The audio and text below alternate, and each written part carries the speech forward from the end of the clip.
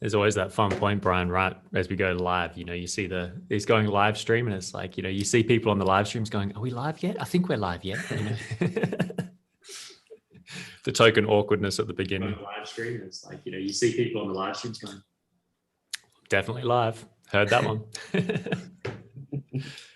All right, excellent. Well, let's get these spotlights in place and all right, fantastic. Well, thank you everyone for tuning into the live stream. Big shout out to Izzy, who's here live with us in the Zoom. And if you are watching the live stream, you can join us in this Zoom meeting space where you can interact in the chat and drop any questions, etc. we can ask during the conversation. And so to do that, just go to cloutforum.org and you will see the YouTube live or the Zoom link where you can come and join us in there. And so these conversations are brought to you by Clout Forum, Alex Roken, who's well worth checking out on BitClout. He is our master of operations here. So Alex, thank you for taking care of the backside of things and really appreciate all the work you're doing for Clout Forum. And today is I'd say extra special, but it feels extra special every single time I come onto this platform, Brian. But today is extra special because we have Brian Krassenstein. And if you haven't come across this man and his brother, Ed, then I don't know what you're doing on BitClout because you're pretty prolific out there. So first of all, welcome, Brian. Thank you. I'm happy to be here. Ed couldn't make it. He's dealing with some his company in town, so he has to entertain. It's an important part of it all, right? I think it's what we're seeing on BitClout, the networking, entertaining, putting that fun in it, keeps things moving. So I'm glad you could make it, Brian. Yeah, I'm happy to be here. I love what you guys are doing. Oh, thanks. So this is really just a very unplanned conversation just to explore and get to know you better and really, just take this where it goes, have some fun together. Because I feel like it's one of the secrets to success on BitClout is having fun, right? So with that, Brian, I mean, you have had quite an adventure getting to this point from everything I've picked up along the way. So starting BitClout and then exploring a little bit of the behind times from there. How long, you've been pretty much on since the beginning of BitClout, haven't you? Yeah, I think it's 119 days, I think it's been. So it was like the password was still there. You needed the password. It wasn't right when they launched. I think there are some people before us, but I heard about it and I searched Twitter for the password really quick. I found one and I signed up. Nice. And so for those that are tuning in right now, like what you're talking about, Brian, this password, this was how raw. Because often people are coming onto the platform now and just being like, oh, where's this? Where's that? Without having the context of where we've come from. And it's been incredible to watch the evolution in the last few months, So in your, putting BitClout just there for a second, we'll come back to that because what I'm really interested in, Brian, is you and your brother, Ed, like as your personalities, your character, what brings you here. So going back, let's go right back. Has social media and technology always been something for you? Has it been something you've always been interested in? Yeah, I think probably when we were about 15, maybe 14, we started an online business selling baseball cards on Prodigy. If anybody remembers Prodigy, it was back in like the late 90s, mid to late 90s. And no way. We would buy baseball cards, like buy big lots of baseball cards and then break them up. And we'd get like customers from the Prodigy bulletin boards or message boards and just sell to customers when we were 15. And then from there, it just took off. We did all kinds of things. Wow, man. So you've always kind of had that entrepreneurial kind of sense for opportunity. Yeah. I mean, I think just like the internet and computers, they kind of captivated us. I think we got our first computer in maybe 1993 or 4. It was an AST Advantage I think it was like 170 megabyte hard drive. And we just like loved computers and when the internet came about, before the Prodigy, we were on bulletin boards. If anybody remembers bulletin boards, they were basically local servers that you could dial up to, like in your local town, and they would have like games, some like chat boards, and that was like probably 1995 or so. Yeah, I remember that, Brian. I remember as a teenager, you're dating us around the Yeah, same age, I think. yeah, 1981 I was born, so No shit, I'll me be too. 40. Yeah. 1981, August. Oh, yeah, I'm November, so you're older than me.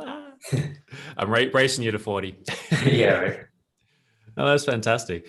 Yeah, and I always enjoy it when I come across another of the same generation, because I think it's something that we're quite blessed with, right? To be able to actually experience, like you say, the bulletin boards. Do you remember what like dialing up?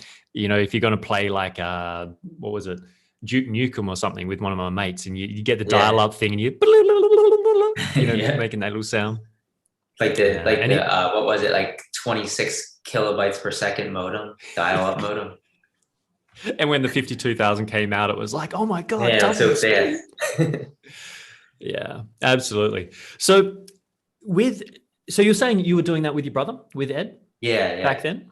yeah. So have you guys always been tight? I mean, obviously you're twins, right?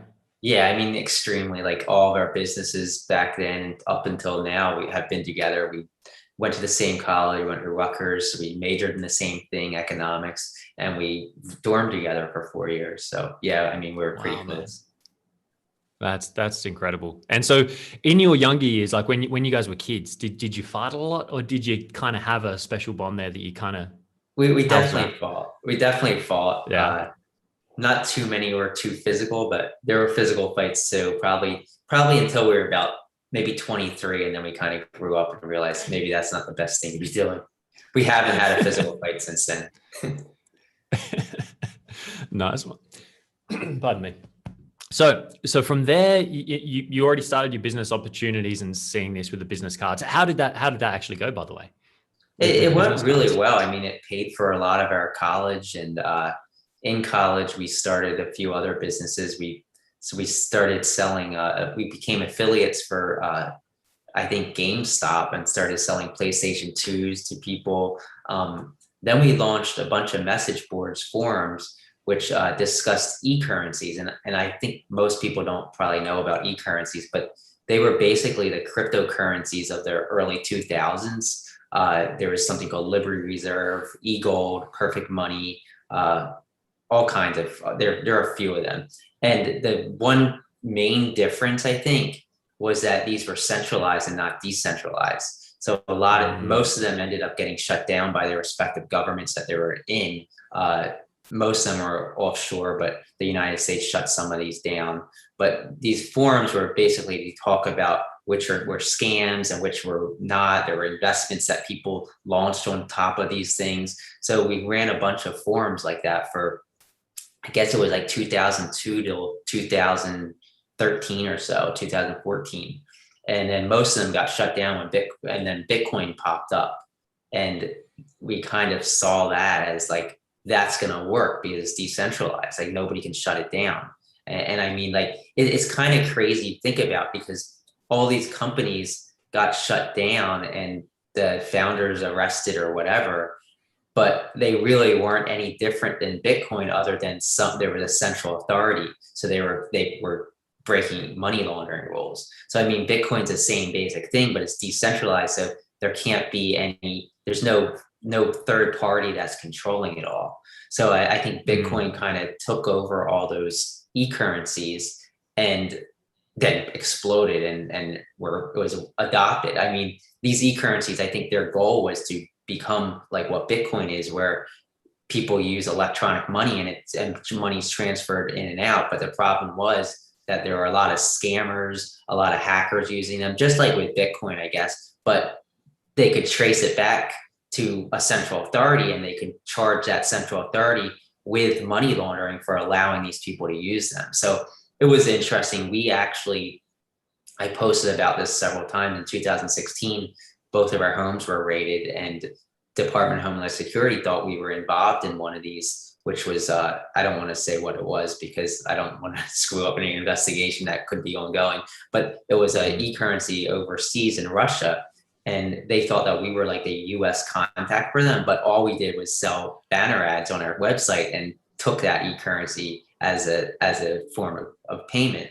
But the government thought we were more involved, and there's reasons they thought that it was a mix-up, but it was scary, and we learned a lot from it. We learned about civil asset forfeiture, which really kind of got us into the whole social justice aspects of what we do. I think that, I mean, the government came in and seized all of our assets and held them. They didn't charge us with a crime or anything. We didn't commit a crime, but they held those assets for almost a year. And if we didn't have, we had Bitcoin that they couldn't touch on a paper wallet. If we didn't have those assets, we wouldn't have been able to hire an attorney and make sure that we weren't charged with a crime or weren't mistakenly charged or indicted. So, but at the same time, they held our assets, and it made us think, like, what if we didn't have money to pay for an attorney? Like, that happens so often here in the United States. Civil asset forfeiture laws are a major problem, and Maine just overturned them, and basically the state can't seize assets unless a crime is charged. So I mean, if you're in a vehicle with a friend who has cocaine on him, the government, and you get pulled over, the government or the federal authorities can seize your vehicle and never give it back to you. So I mean, if you don't have money, you lose your vehicle, you lose your job, and you didn't really do anything wrong. So I just think you may not have even known, right? Yeah, and most people don't realize that can happen. And then the government, that's the agency seizing it, they use that money to basically buy themselves new vehicles and new uniforms and whatever, you know? So it's just an issue that is, I mean, I think it should be overturned federally, but who knows what's going to happen. Man, I mean, really, there's a movie to be made when the time comes, right? Like this is a fascinating thing. And I can imagine, you know, you're saying 2016, was it? Yeah. And everything was over with by like late 2017. But I mean, that was a year, like we went months and months and months without even knowing why we were raided. And they basically took everything, and we just sat there and we just had to wait until, I mean, we got to meet with the investigators. Yeah. How was that for you and Ed? I mean, it was stressful. Emotional, right? Huh? Both our wives were pregnant at the time, so it just added to the stress. And it was just like, we didn't know, like what's going on? Like, am I going to go to prison for something? You know, like, it was just like, it was so scary. Like, just thinking about, like we just would stay up at night and like going through every file we had. Like, did we mess up? Did we screw something up? Did we do something that we shouldn't have done? And it's like, I mean, months and months like that until we figured out what they were looking at. Yeah. And then that would have been right. I mean, Russia was a hot topic back then, wasn't it? Yeah, it was. With Trump and everything going on, it was like, really, it sounds like it was the perfect environment, or the perfect storm, we should probably say, of conditions between the sensitivities between US and Russia, all the stuff that had gone on, everyone looking for something to blame.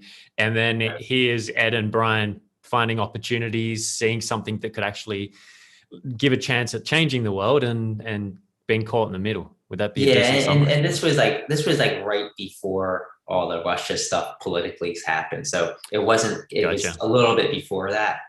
But it's funny because then we went onto Twitter, and we were known as being the fact checkers of Trump, reply guys to Trump on Twitter. And it's like, then everybody's like connecting us to Russia because of that. Which is a mess. It's wild watching how it all evolves, huh? And, you know, as you're saying this, as you're telling the story, Brian, it really makes me kind of realize that, you know, you and Ed are like a perfect use case, in a sense, like a perfect case study of the problems we have with centralized power. You know, that, you know, whether they're good people, bad people, all the rest, when you centralize power, you create these vulnerabilities for manipulations to happen and problems to be created. And it's fascinating to see you so active now in BitClout, you know, and to see that you guys have really stuck to that passion, and now you've got that extra fire to help moving this forwards. Because I think what you're sharing is so important, that, you know, when we centralize like that, it's dangerous what can happen, you know. Yeah, and I mean, we also have the Twitter story where we were banned from Twitter in 2019, and basically, I mean, we had 1.6 million followers combined. And we were in like political Twitter. We were basically fact checking Trump, and like if anybody's a Trump supporter, no hard feelings.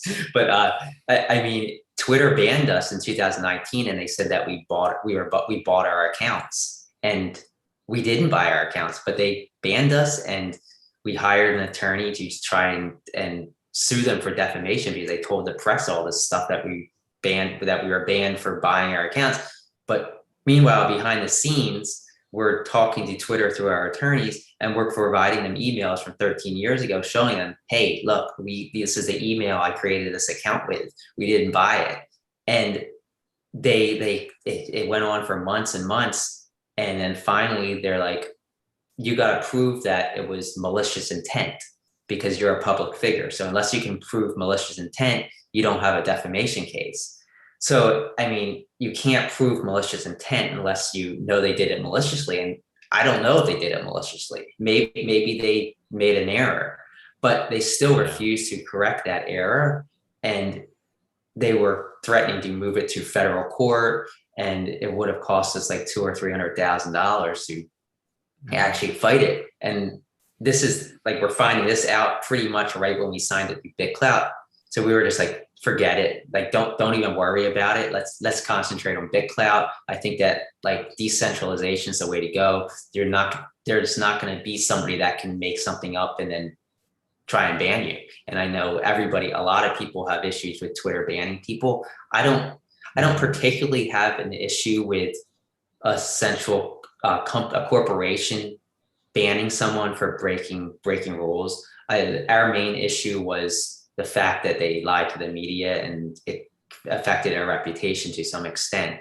I think it sucks that they ban people, especially when they're banning somebody for something they didn't do. But I also think that as a corporation, they kind of have to answer to their shareholders who are the ones benefiting from their business.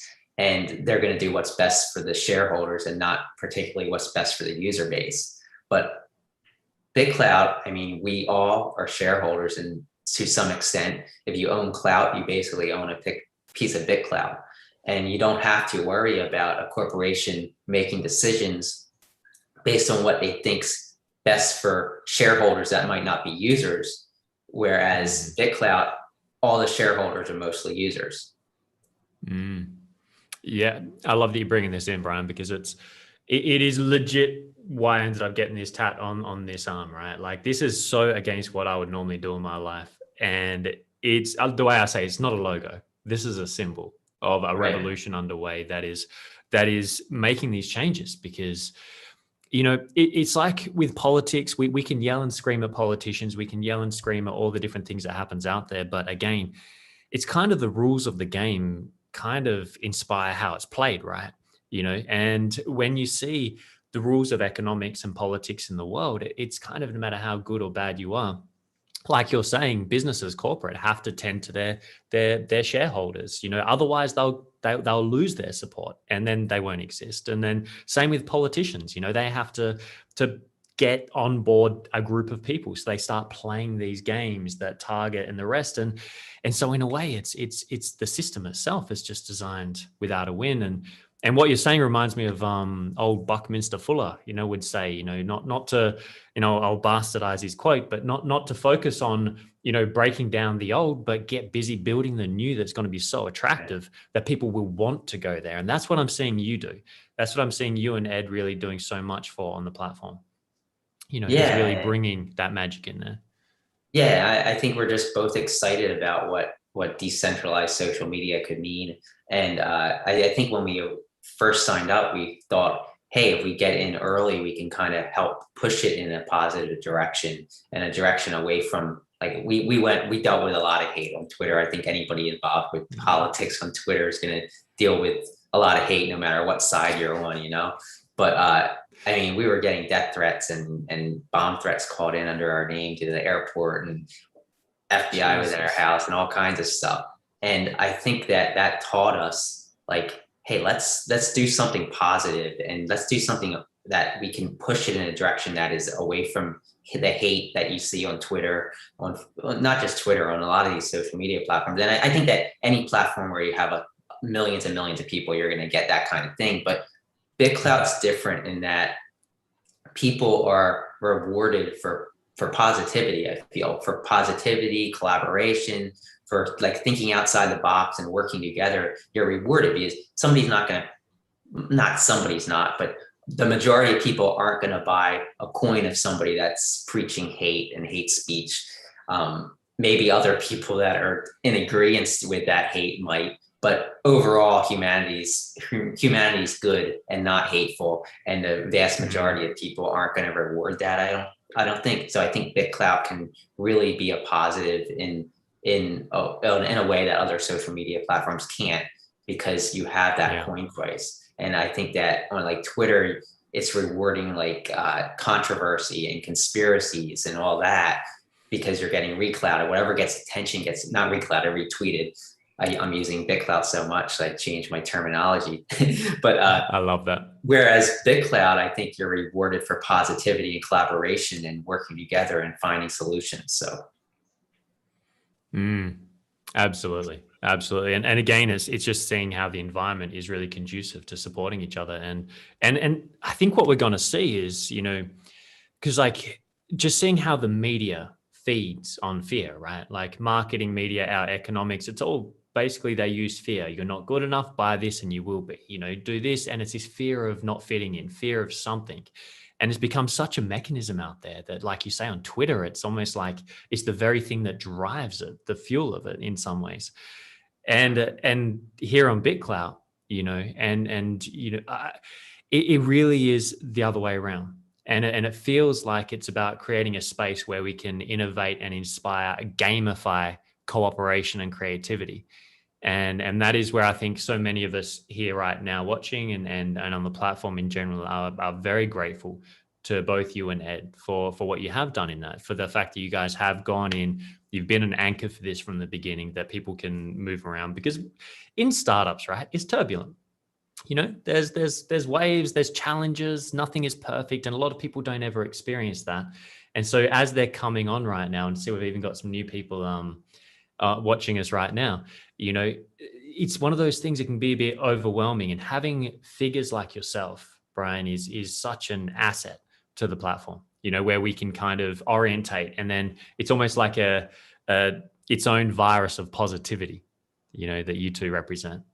Yeah, and So I think that, I mean, it's early, so there's only like a few, like maybe 5,000 daily active or something like that. So I mean, it can go the opposite way if once it grows. But I think we have the opportunity as early adopters, all of us, to kind of push things in a positive direction and make sure it doesn't go in that way. And I think you can do that by just having a strong community, but also by having developers working on things that are going to amplify positivity. Absolutely. Absolutely. And the community working together for solutions, like with the bots that are happening right now. Like, I love watching how the conversation happens. The challenge arises, the reaction happens, but instead of like on traditional social media, we just wallow in and see who can we blame for the problem. Right. Here on BitClout, everyone just comes together. They just start self-organizing. Next thing you know, incredible innovations come from it. Yeah, because we can all make the change. We can all help make the change. Whereas if you're on like Twitter or Facebook, only those working for those companies can make those changes. So I think ideas can bounce off of each other. We can all collaborate and come up with solutions. There could be multiple solutions, but I mean, like we saw the bot thing like really take off maybe in the last 3 days, and already I know there's like 2 or 3 big developers working on ways to kind of fix things. Yeah, absolutely. And it was funny. You had one of them last night, right? Salil was one last night, Prosper Clout. Yeah, Salil went wild on that one. He's amazing. He's amazing. And again, it's like I've been so looking forward to getting you on board and chatting, but it's like I feel like a spoiled kid, you know, that I get to just have all these amazing people on and chat about these things. And that's another thing, right? On BitClout is, you know, I'm a single daddy, full-time daddy, right? I've got an 11-year-old son. I live here in Perth, in one of the most isolated places in the world. And since BitClout, I've had the opportunity to mix with some of the most incredible people around the world, you know, from people like yourself that are really moving and shaking and inspiring, you know, a massive change in the way society operates. You know, we've got Mario Miano and Seth Savoy, the directors and producers. We've got all these artists. We've got all these creators. We've got people like Matreshka and Clay and the guys that are creating Nacho Average, that have had really intense life experiences. And it's so beautiful watching how we've got this melting pot for alchemy to happen, for these it's almost like starting fresh. The social media where everyone's kind of solidified it, it feels like it's an incredible open opportunity for those that are willing to really give it a crack. And so Yeah, for the new absolutely. people that are on, sorry, Brian. No, I was just agreeing with you. Yeah. So for the new people that are on, and we've got a few people here, what would be your greatest advice or words of wisdom for those that have just come on board and into BitClout? Yeah, I think like right now it's kind of a slow period. Engagement is down a little bit over the last probably 4 weeks, but I think that things are going to probably pick up really quickly, especially once these new features, the new front end, NFTs, and this fuel in the fire that Diamond Hands is talking about. I think things are going to pick up. I think right now, like if you're new on the platform, just engage and be consistent.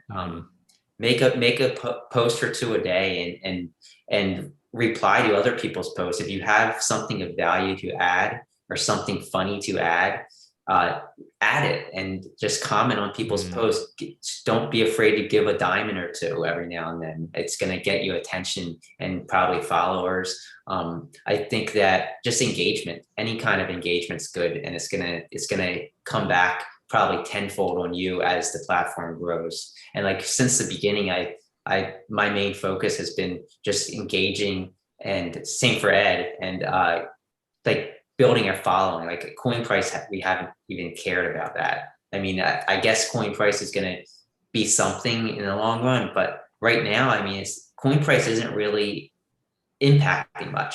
Right now, it only impacts your comments. It ranks your comments if you reply to somebody, but that's only if they don't give you diamonds. So I mean, in the future, I'm sure there's going to be certain nodes that curate stuff based on coin price, or it might be one of the variables in an algorithm for search. But right now, I wouldn't worry about coin price. And I think that if you're on this platform to make money, then I think that buys of your coin are positive, but coin price doesn't really matter. You're going to make money by collecting that founder reward.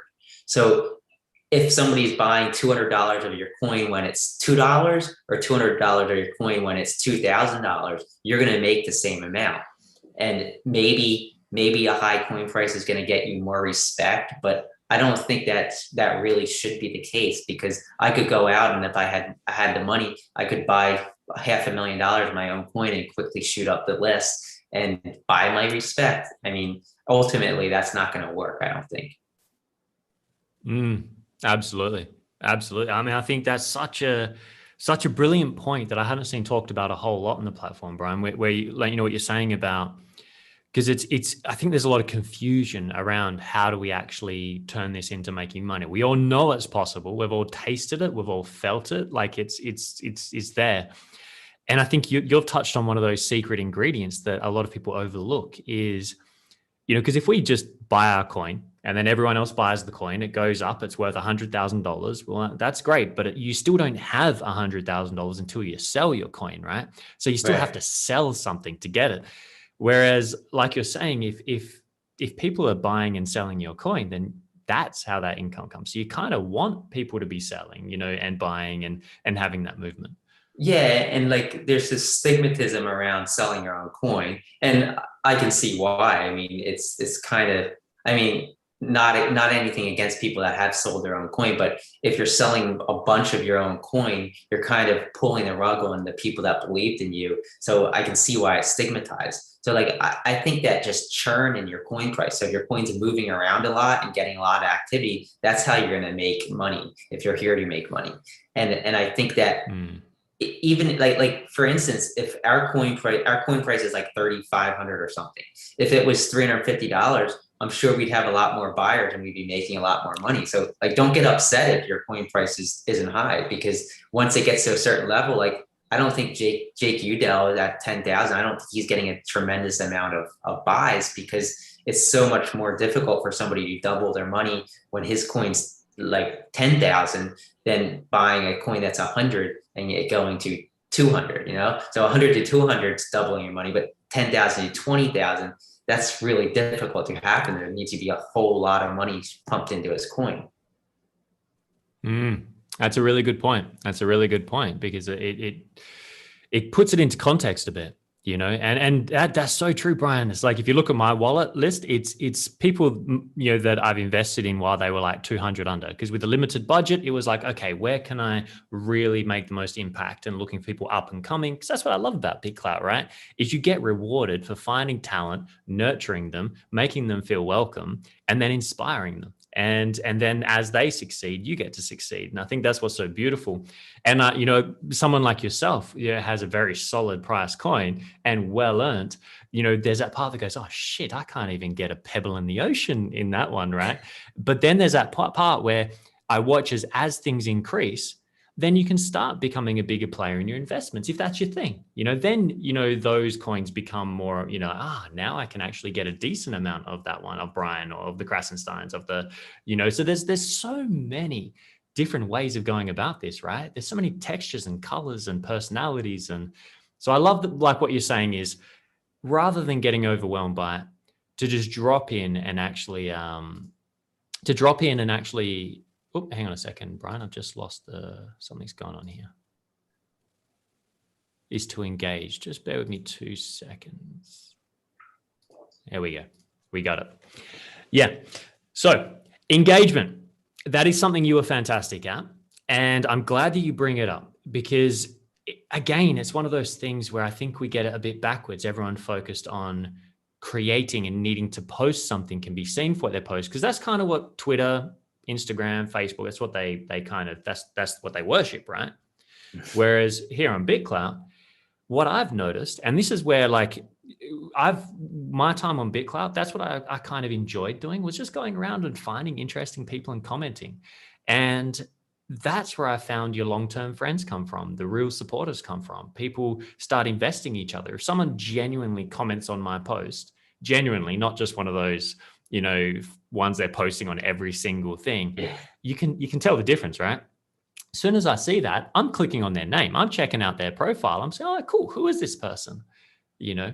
And it really is, again, another example of how the rules of the BitClout, in a sense, have created an environment that encourages that interaction and engagement, authentic engagement, and kind of punishes organically the opposite, you know, synthetic engagement. Wherever there's synthetic engagement, I just find myself turning off, you know, definitely not going to invest. You know, there's no diamonds for just the repeated blatant spamming of the same message.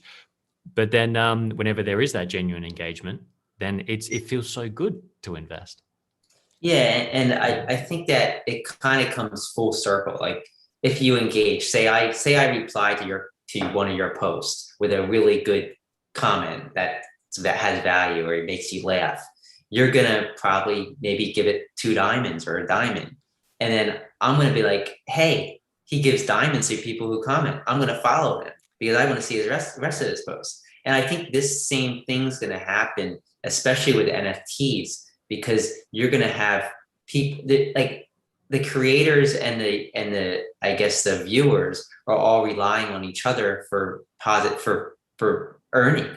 So like if you're going to be a coin holder or you're giving diamonds, I think it all just comes full circle. And that's what makes it different from other platforms, is that everybody kind of works together. And if you follow me, you're going to see what I'm posting. You might have an opportunity of commenting. I might give you diamonds. You might buy my coin. If you buy my coin, I might produce an NFT. You might earn from that NFT as well as me. So I think it's just like, it's just so many, it's so unique. There's like nothing like it out there. And I think that's what's going to attract people in the long run. Like right now, engagement's low. There's not a ton of people buying and selling coins like there was in that first like month or two. But I think when that changes, it's just gonna be a snowball effect, and there's gonna be more and more people getting on, and it's gonna increase engagement. It's gonna increase diamonding, and it's gonna increase coin buying, and then everybody's just going to be hyperactive, and it should grow like organically, I think. Just going to take a moment of silence there, Brian, because I think what you just said just there, Alex, I think that segment we should capture as a little NFT right there. It's like what you're sharing, Brian, is that I think if new people, if old people, if everyone that gets on this platform could comprehend what you just shared, I think it would help them relax. Because I watch how people come in feeling it's unfair because, the Krassensteins have thousands on their coin and all these others, they're getting all the global feed, they're getting all the attention. But then it's like you just really broke down the ecosystem so beautifully that it's like, hey, you don't need to be in that position right now. You can actually just engage and it's going to feed itself. But of course, there's the part that... And I think that I kind of agree that like right now, the BitClout.com, the core node, I think the global feed is unfair. I mean, we're getting like 6 or 7 or 8 global feed posts a day. And I mean, I love it. It's awesome. But at the same time, there's new creators that can't even be discovered because there's no faucet. Like Clout feed has a faucet that you can view every post made. But I think that that's going to change. And also, I mean, there is the option of buying creators' coins that are making global and kind of eventually reaping the benefits if they're launching NFTs. And I think the core thing with NFTs that people ought to realize is that it's not going to just be artists and musicians that are going to be participating in creating NFTs. And I think that it's going to basically open up the NFT space to all sorts of services and all sorts of creators. And a creator could be you. Like you could launch an NFT to have access to this Zoom call right now. And that NFT could maybe every Zoom call you do for the next 2 years, that NFT gives you access. And those people that buy it could sell it to somebody else. And every time they sell it, not only is your coin price getting money up, adding your value to your coin price, but you're also getting a cut in a creator royalty. And it could resell, and every time you get a cut. And your coin price also goes up. So I think that just that, like just anybody can figure out a way to launch an NFT or create an NFT based around what they're doing. And I think people are going to see that probably, whenever NFTs launch. I think there's going to be a lot of innovative ideas, and it's going to show people that the NFT space is way more than just art and music. And I love that art and music that are in NFTs, but I think it can be so much more. Yeah. No, I appreciate that, Brian, because it does expand. I mean, that's really what I see one of our greatest challenges right now is the expansion of our imagination. Right? The reawakening of that like childlike innocence that can look at this opportunity we have on the platform and rethink it. Because like you're saying with NFTs, it's infinite what we can do with this, In fact, I don't know if you know, Brian, but I got BitClout number plates. So, for the car, vanity plates. And I accidentally got my first speeding ticket within a couple of weeks. I haven't had one for a long time. It was only like 6 kilometers over. It's like 4 miles over the speed limit or something. And so there was $100 fine. And I looked at this and thought, gee, and at first when I saw the camera flash, I was a bit like, and then all of a sudden I stopped and thought, hang on, I've got BitClout on those number plates. And then I just started laughing hilariously in the car, realizing that now the police force, the infringement, everyone's going to see BitClout. And then when I got the actual infringement notice and I took a photo and shared it on BitClout, I stopped and thought, what a perfect first NFT. Yeah, I was just going to say that. Right? Now, all of a sudden, I could potentially sell that for enough to cover the fine. Yeah. And who knows what happens with it, right? And it's a piece of history. So it was just an example. I'll tell you what, I'll buy it for $100. I'll put the first bid in for $100.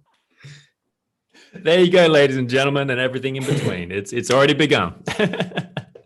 Right? And this is the beauty of it, right? Is it really is down to, and I think that's what's a bit scary, is that we don't have like Instagram, Facebook, and these other places that have kind of defined and told us this is how you succeed, right? By doing this, by doing that, that is how you succeed. And there's not even really they're starting to bring in the creator thing, but up until now, you still had to sell your own product to even make money. You had to pay them to be able to sell your own stuff on there to make money. Whereas now, like you've broken down so beautifully, Brian, it's like here on BitClout, it's up to your imagination. Like the mechanics are there. Yeah, and I think there's going to be so much creativity we see over the next year or two, especially within, I mean, definitely within the BitClout space. And I think NFTs are going to be a central part of that. And I think it's going to kind of reimagine the whole NFT space. And I mean, just from just the fact that the BitClout NFT marketplace is going to be decentralized, and there could literally be thousands of websites that are curating BitClout NFTs. Whereas, I mean, Ethereum, you have a few different major marketplaces, but only a single, like OpenSea's inventory is only on OpenSea. BitClout inventory is going to be everywhere, and people can curate it how they want. If you're an artist, you can create your own node and just curate your own work and advertise that. So, I mean, if you launch something, if you mint something on BitClout, your NFT is going to be basically on sale in the long run on hundreds or even thousands of websites. So I think that's what's so powerful there. Absolutely. Absolutely. And I love that you're so much behind the decentralization, Brian. It's one of those things that's so refreshing being on here in a community that gets it, because I think that's really the solution we need. You know, all the empires, you know, the Roman Empire, all the others, they all come to a point where the power centralizes to, you know, and loses its stability and collapses. And I feel like if it wasn't for the blockchain right now, we'd be kind of getting to that point real quick. And so now it's awesome seeing, you know, these imaginaries like yourself. Now, Brian, I want to ask, with your experience, just respectful of your time as well, and making sure we get in the juice here. In your time on BitClout, which feels like it's been years, but it's only been a few months. Yeah. What would you say is your highlight or highlights, like the top moments for you? Probably the most fun we had was the Miami CloutCon conference about, I guess it was probably 6 weeks ago or so. That was awesome. Like we knew of all these people, but when we went to Miami, it was only like a 3-hour drive, and we met so many people, and it's so crazy just to meet the people that you've been communicating with and working with, and most of them were exactly how you expect. And there's so many people. There's Craig there's Art, there's Jake Udell, there's, I mean, not all the big names, obviously, because they're spread around the world, but there's so many big names, and just getting to talk to them, I think that was probably so far the highlight. And we're actually going to New York in 2 weeks for another for Bite into BitClout. And there's going to be a lot of people we've met in Miami, as well as additional people. So we're really excited about that as well. And that's awesome, man. It's so good that you guys get really engaged in the real life side of it as well. And you're right. And I guess the other major highlight would be like Diamond Hands buying our coin or something, or just some private messages we got from him, like complimenting what we were doing. That made us feel good, I guess. Yeah, I could imagine, man. It's one of those things, you know, it's so often the people that are doing the good out there don't get the recognition. And it's really nice to see that it is being recognized here, you know, to really see that the people that hold the vision and dream for this platform, they really are trusting everyone to run with it and take it, and then following up and really expressing their gratitude, you know. And so it's great to see that you guys have had as much success as you've had.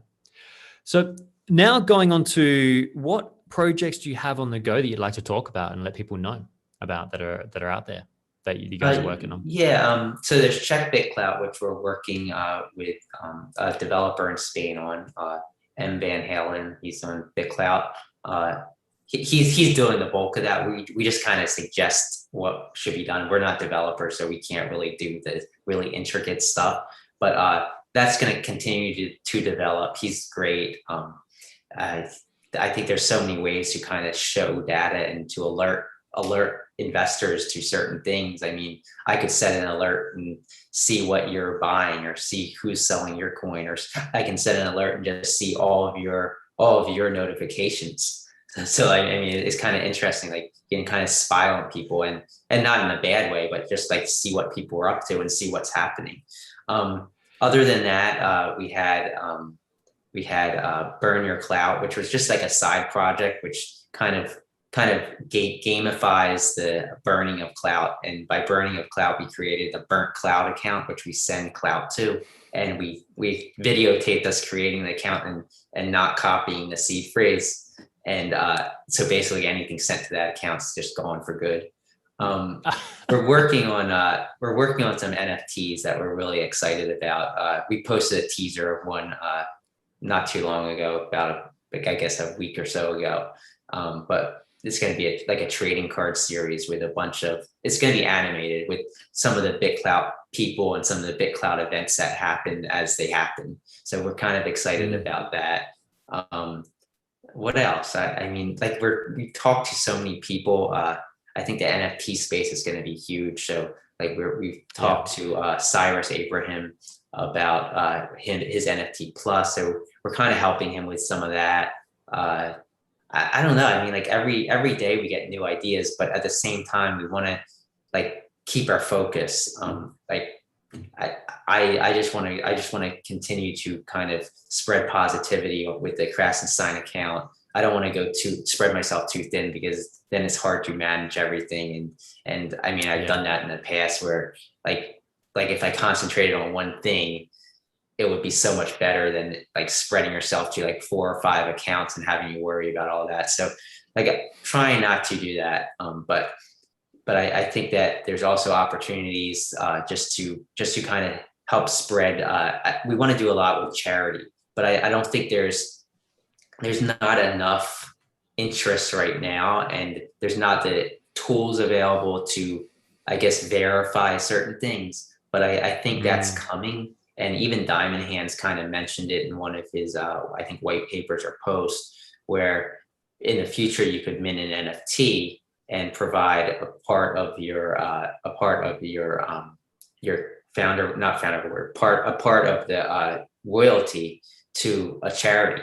But before that happens, you need to get verified charities onto the platform. So I think it's kind of like a chicken before the egg type thing. But I do think that there's going to be charities on BitClout, and I think that's going to be great, because it's gonna enable people to like give back and incentivize people engaging with them, because they're going to be giving back. But I mean, we ran Clout for good. We still run it, but that was created when the founder award was given in coin. So what happened is that like that was supposed to be used to buy into coins that were doing good things on the platform. But then when we started selling that coin, people started getting mad. So there's still some cash in the account. I think we donated about $5,000 to different things. There was BitClout, and there was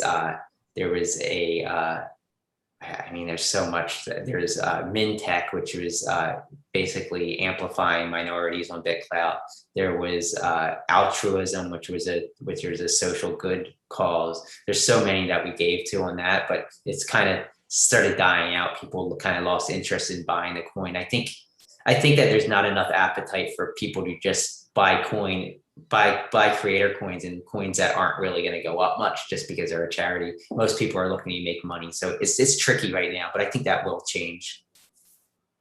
Yeah, no, that's awesome. Absolutely. I agree. It's, I think, like you say, that the challenge of verifying charities is going to be one of the big, otherwise we're just creating another bait for bots, right? And right. Scammers and things. So it's one of those delicate challenges to do good things. Yeah. And it's difficult. It was difficult for us because as we're buying coin in these I guess charities or good causes with the Clout for Good coin, it was like we were kind of giving them promotion, and we didn't want to be seen as promoting something if it ended up being a scheme or a scam. Like anybody can say I'm doing something. So it's tough. Like the verification process is definitely needed. And I know that Salil from Prosper Clout, he has some really good ideas, and we're going to meet with him in New York. So I'd like to talk to him about some of that for sure. I'd love to be a fly on the wall for that one. It's when you get in real life in person, that's where the magic can come. Yeah. Brian, so I just want to, as we're coming up to the end of this hour, we've just got a bit of time left. I'd love to ask you some questions from the chat, if that's all right. Sure. Nice. So if you've got any questions in the chat, we've got a few here already. Now's a good time to pop it in. So we got it while the crowd's throwing a few chats in. Alex has some great questions he likes to ask people at the end of these usually. But so for those watching, Alex's internet connection or something's going on there that he can't go on and ask these himself. So here's a few questions for you to get to know you a bit more, Brian. What sports do you do to keep yourself in shape? I don't really play too many sports. I work out. I have a gym at home. I work out probably 5 days a week for about an hour.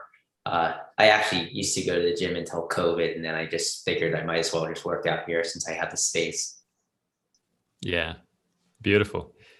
I hear on the sports, it's I was a circus boy myself. The team sports never really caught me. And I have 2 young kids, so running after them, I think, is pretty pretty good exercise. How old are your kids again, Brian? 2 and 4. Oh, I can't believe that your partners were pregnant during that madness, man. Yeah. So our kid, we have two 4-year-old. Like we have a 4-year-old, and Ed has a 4-year-old, and they're like best friends. And I mean, technically, genetically, they're like half brothers since we're identical twins. That's so true. What a trip, man. So it's always amazing watching, twins like yourselves, because there is something pretty magic in the way that works. All right. Here's another question. What would you prefer to do on your birthday? To go to Ibiza, Hawaii, or stay in bed? Probably Ibiza. Hawaii, I feel, is kind of the same climate and everything. It reminds me of Florida, and I need a change. Yeah, fair play. All right, what are your top 3 books? I like a lot of futurology stuff. So Singularity, it's not called Singularity. It's Singularity is Near by Ray Kurzweil. I like. There's also one by Peter Diamandis called, I can't even remember the name. It was Abundance. And not sure what the third one would be. Probably something from, I don't know, anything from a futurist that's like really smart. And I love future technology and where technology is headed. And I think that technology is going to kind of solve most of the problems in humanity if we survive long enough to solve them. If somebody doesn't blow everything up first. Right. If we can develop enough self-awareness on time to handle it. Fantastic. So asking here, what drives you? So what makes you, what inspires you to get up in the morning? What is it that drives you in life?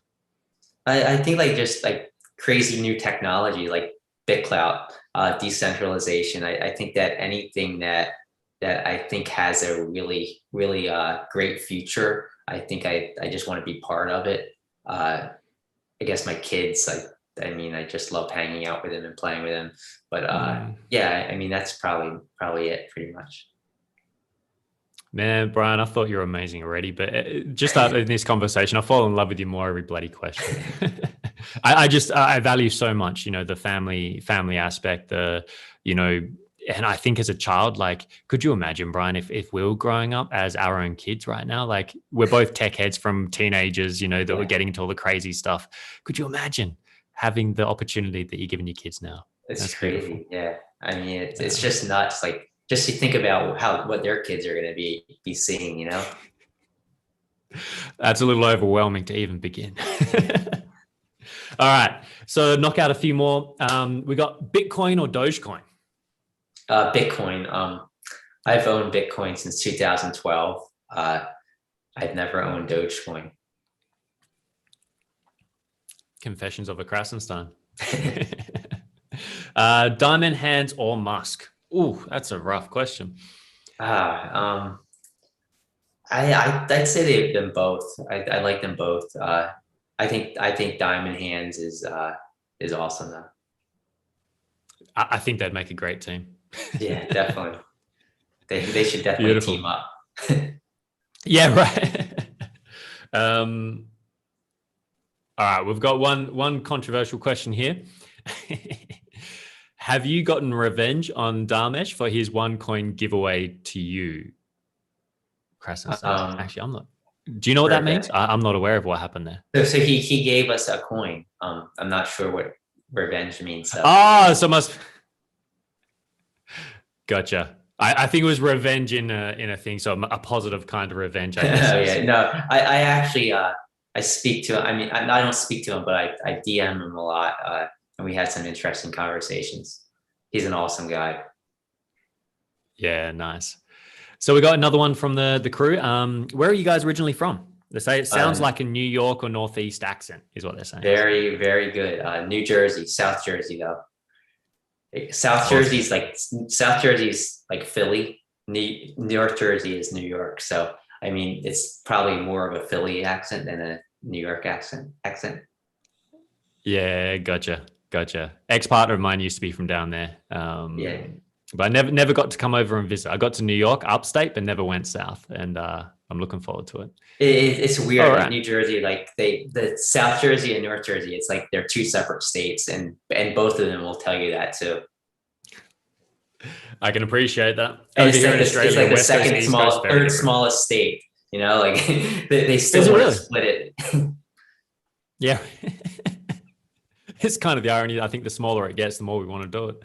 All right, we've got another question here. Now, I apologize, I can't say who it's from because for some reason my Zoom doesn't show the names. I'm not sure if it's a setting there, but as a new dad, balance can be tough. I'm curious, how do you balance your work life with family time? You seem to be doing great. Yeah, maybe my wife might not say that, but I mean, I get up with the kids in the morning early. I get them ready for school. I usually don't really start working until like 8:30, 9. I might be on my phone a little bit trying to deal with a few things. And then once they get back from school, I'm usually done until like this time. And during COVID, it was totally different because we just started sending them back to school and daycare. But during COVID, my wife was home, so I mean that helped out a lot. Absolutely. I respect. Yeah, I mean it's definitely tough. It's definitely tough to kind of get everything in. There's definitely some tiring days, especially if you're up at night with the kids. So I understand your pain.